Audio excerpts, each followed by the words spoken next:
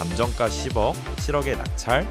그런데요, 낙찰받고 왜 불허가 신청을 했을까요? 반갑습니다. 경매하는 공인중개사입니다. 오늘 소개해드릴 물건은 대전 중구 선화동에 위치한 다중주택 재매각 물건입니다. 대지는 약 58평, 연면적은 약 90평 정도 되는 규모고요. 2010년에 준공된 3층 건물입니다. 상가는 없는 구조로 2층에 공동 취사장을 포함해 각 층 6개호씩 전용 면적 약 5평 정도의 원룸이 총 18개 들어가 있습니다. 약 30평 정도 되는 건축 면적에 원룸을 최대한 많이 배치한 구조가 특징입니다. 사건 번호는 2024 타경 11-2054, 감정가는 10억이고요. 최저가는 감정가의 절반 이하인 4억 9천만 원입니다. 제가 현장을 방문한 시점은 지난 10월이었습니다.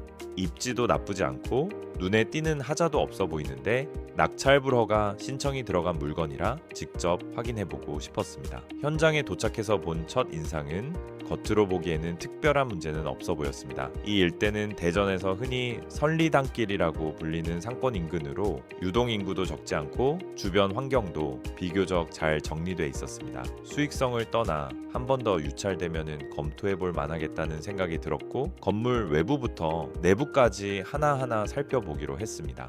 공용부 자동문을 열고 들어가니 바로 101호가 보입니다. 세대수가 많다 보니 공용부 공간은 상당히 협소한 구조였고 관리가 잘 된 느낌은 아니었습니다. 건물 내부를 보자마자 불허가 신청이 들어간 이유를 어느 정도 짐작할 수 있었습니다. 공용부 천정의 누수 흔적과 파손된 부분들이 보이기 시작하더니 2층으로 올라가니 상태는 더 심각했습니다. 천정 일부가 뜯겨 나가 있었고 폐기물이 담긴 마대 자루들도 그대로 방치돼 있었습니다. 다행히 3층 공용부는 비교적 온전했지만 옥상에 올라가 보니 예상대로 방수 공사는 되어 있지 않았습니다. 전체적으로 방수 공사가 시급한 상태였습니다.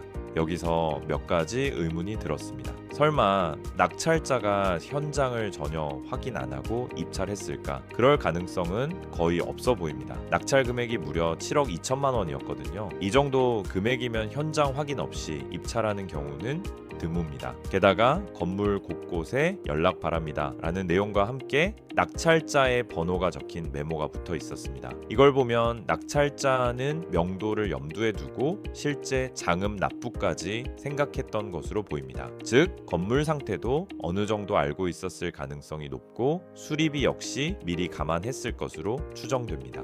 그렇다면 진짜 불허가 신청 이유는 뭘까요? 첫 번째 가능성은 입찰을 앞두고 확인했던 건물 상태와 낙찰 이후 상태가 달라졌을 가능성입니다. 감정평가서에 첨부된 2024년 7월 사진을 보면은 당시엔 지금처럼 심한 파손 흔적은 없습니다. 그 이후 훼손이 발생한 건 맞지만 그 시점이 낙찰자가 현장을 본 시점 이후라고 단정하긴 어렵습니다. 그리고 만약 낙찰 이후 갑작스러운 훼손이 생겼다면은 명도, 시도 자체를 하지 않고 바로 불허가 신청을 했을 가능성이 큽니다. 그런데 실제로는 연락처 메모까지 붙여가며 명도를 진행하려 했다는 점에서 입찰 전부터 이런 하자들을 알고 있었을 가능성이 더 높습니다. 그렇다면 권리 문제일까요? 전세권이나 인수해야 할 보증금, 법적 하자가 있었을 가능성도 검토해봐야 하는데요. 매각 물건 명세서를 확인해본 결과 특별히 문제될 만한 권리 관계는 보이지 않았습니다. 결국 결론은 하나입니다. 시세보다 비싸게 샀다. 이게 가장 유력한 불허가 신청 사유로 보입니다. 그래서 이제부터 본건의 시세를 따져보겠습니다. 본건의 감정가는 10억 226만 원입니다. 이 중 토지 감정가가 약 6억, 건물 감정가가 약 3억 9천만 원으로 평가돼 있습니다. 이를 평당으로 환산해보면 토지는 평당 약 1,031만 원, 건물은 평당 약 442만 원입니다. 이를 다음 사례와의 비교 편의를 위해 재산정하면 건물은 평당 438만 원, 토지는 평당 1,037만 원으로 계산됩니다. 감정가와 차이가 없습니다. 즉 2010년식 3층 건물이 평당 430만 원대, 대지가 1,000만 원이 넘는 가격으로 평가된 셈입니다. 그런데 이 가격이 과연 시세와 맞을까요? 이제 주변 실거래 사례와 비교해 보겠습니다.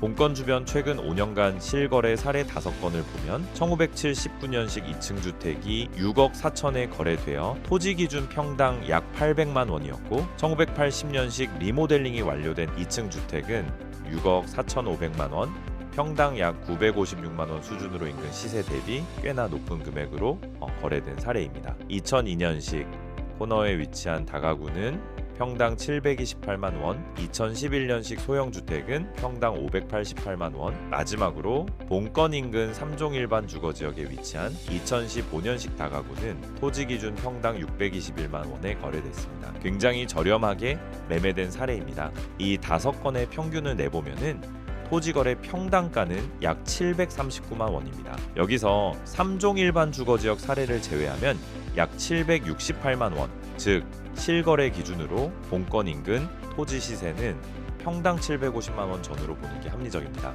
다음은 현재 시장에 나와 있는 매도 물건을 보겠습니다. 매물은 총 3건으로 많지 않습니다. 첫 번째는 2025년에 7억 4천에 실거래된 물건이 현재 8억에 나와 있고 이는 평당 약 787만 원입니다. 두 번째는 좁은 이면도로에 접한 2010년식 다가구가 8억 8천, 평당 약 698만 원. 세 번째는 대전 동부 경찰서 바로 앞에 위치하며 편의점이 임차 세팅된 2015년식 상가주택이 25억에 평당 825만 원입니다. 이 3건의 평균을 내면 매도 물건의 토지 가격은 평당 668만 원입니다. 종합해보면 실거래 기준 토지 평당가는 약 750만 원, 현재 매도 희망 매물 기준 토지 평당가는 약 670만 원 수준입니다. 그런데 본건은 감정평가에서 토지를 평당 1,037만 원으로 산정해 놓았습니다. 즉 토지 가격이 시세 대비 평당 200만 원에서 300만 원가량 높게 책정된 감정가라는 뜻입니다. 그렇기에 이 감정가는 현재 시세보다 다소 과하게 평가된 것으로 보는 게 타당합니다. 그렇다면 현재 시세에 맞춰 감정가를 재산정해 보겠습니다. 토지를 시세 수준인 평당 650만 원에서 700만 원 정도로 적용하면은 본건의 적정 감정가는 감정가의 63%에서 68% 수준인 약 6억 3천에서 6억 7천 정도로 재산정됩니다. 그런데 낙찰자가 낙찰받은 금액은 7억 천입니다. 이미 시세보다 비싸게 혹은 시세에 아주 근접하게 낙찰받은 상황인데 여기에 대규모 수리비와 공사 비용까지 추가된다면 실제 투입 금액은 시세를 훌쩍 넘는 구조가 됩니다. 결국 수익이 나기 어려운 구조였다라고 볼 수 있습니다.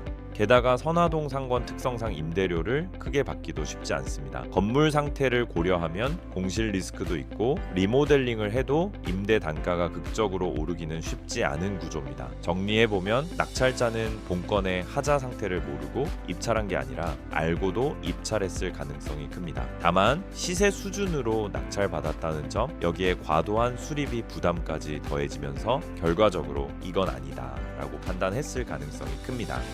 오늘 정리해드린 대전 중구 선화동 재매각 물건, 겉으로는 감정가 대비 많이 떨어진 것처럼 보이지만 시세를 정확히 계산해보면 결코 싼 물건만은 아닙니다. 그러나 18개실 원룸 구조, 꾸준한 실거래가 있는 지역, 그리고 상업지역과 인접한 입지라는 점까지 감안하면은 시세보다 훨씬 싸게 취득할 수 있는 기회를 만드는 사람에게는 또 하나의 기회가 될 수도 있습니다. 하자가 있는 물건도 가격이 싸다면 단점이 아니라 오히려 수익의 출발점이 될 수 있습니다. 본건의 입찰 전략 상담이나 예상 입찰가 산정이 필요하신 분들은 영상에 나오는 연락처로 문의 주시기 바랍니다. 또 관심 있는 경매 사건의 수익성 분석이나 예상 입찰가 산정이 필요하신 분들도 언제든 연락 주세요. 매주 업로드되는 경매 분석 영상을 놓치고 싶지 않으시다면 좋아요, 구독, 그리고 알림 설정까지 꼭 부탁드립니다. 여러분의 작은 클릭 하나가 영상 제작에 큰 힘이 됩니다. 지금까지 경매하는 공인중개사였습니다. 시청해 주셔서 감사합니다.